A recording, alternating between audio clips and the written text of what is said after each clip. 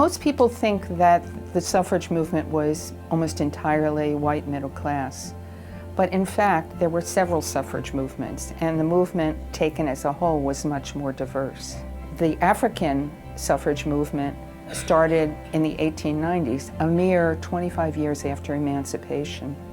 They took it as an achievement that would help them both defend what they called the race, and also, in particular, to defend the reputation of African American women, to uplift it. 20 years later, there was a white European immigrant working class movement that developed particularly in the major cities like New York and Chicago.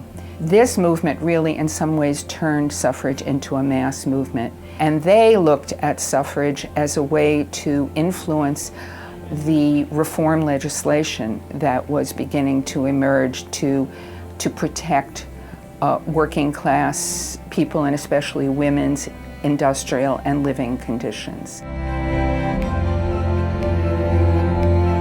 By the time suffrage is won in 1920, the United States is a major industrial power, largely an urban nation made up of immigrants, and increasingly powerful on the world stage. When it comes to women themselves, when the suffrage movement starts, there is virtually no higher education for women, no presence in the professions, very few wage-earning opportunities. By the time suffrage is won, women are actually the majority of college students. They are very prominent in the medical profession. They actually represent a higher percentage of doctors than 30 years later. And of course, they are a major part of the industrial working class. So when suffrage starts, it's before women have an important public presence. By the time it's won, which really took too long, women have already achieved many things publicly, and suffrage is like the icing on the cake. I think the major and powerful opposition came from the beginning to the end from the political leaders of major parties. When suffrage began in the 1860s, after the Civil War, it was the Republican Party, which was the progressive party at that time, otherwise supporting things like, in particular, black suffrage. By the time suffrage was won, it was the Democratic Party, which was the Reform Party at that time. For instance, the Democratic president in the post-1912, Woodrow Wilson, who has a reputation for being very progressive, was a diehard opponent of women's suffrage. And these political leaders, from the beginning to the end, had sexist contempt for women. And on the other hand, they were just terrified of doubling the electorate, especially among a population that they didn't know and didn't control.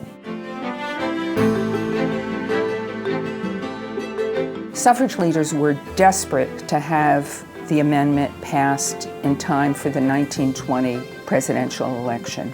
And in fact, it was passed just 3 months before the election. The progressive energies of the 1910s were going to give way to a much more conservative political environment in the aftermath of the First World War. And in fact, that was the case. It is entirely possible, indeed likely, that had suffrage not been ratified in 1920, and the United States might have been in the same position as that other great pioneer of democracy, France, where women did not gain the vote until after the Second World War.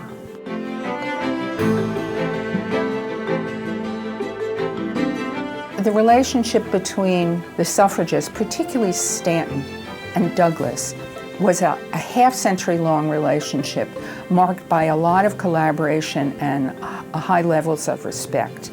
They met in the 1840s when both were young people, both in their 30s.